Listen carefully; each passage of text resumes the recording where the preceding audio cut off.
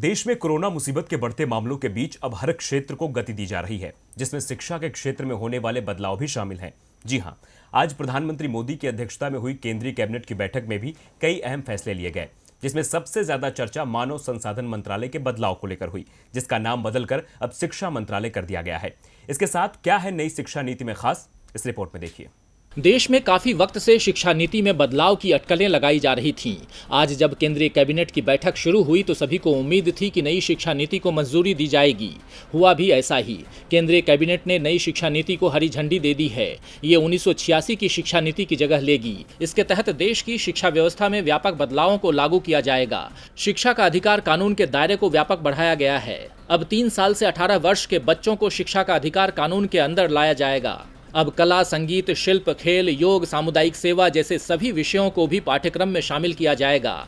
इन्हें सहायक पाठ्यक्रम या अतिरिक्त पाठ्यक्रम नहीं कहा जाएगा।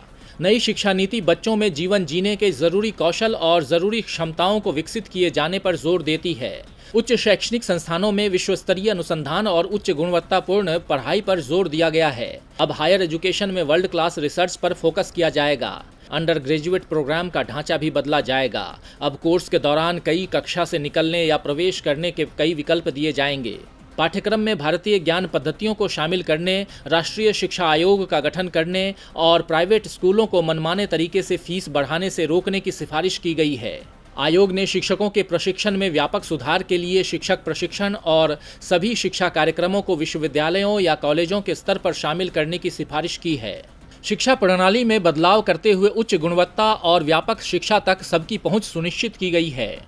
इस नीति की सबसे बड़ी विशेषता ये है कि स्कूली शिक्षा, उच्च शिक्षा के साथ कृषि शिक्षा, कानूनी शिक्षा, चिकित्सा शिक्षा और तकनीकी शिक्षा जैसी व्यावसायिक शिक्षाओं को इसके दायरे में लाया गया है। डीबी लाइव की रिपोर्ट।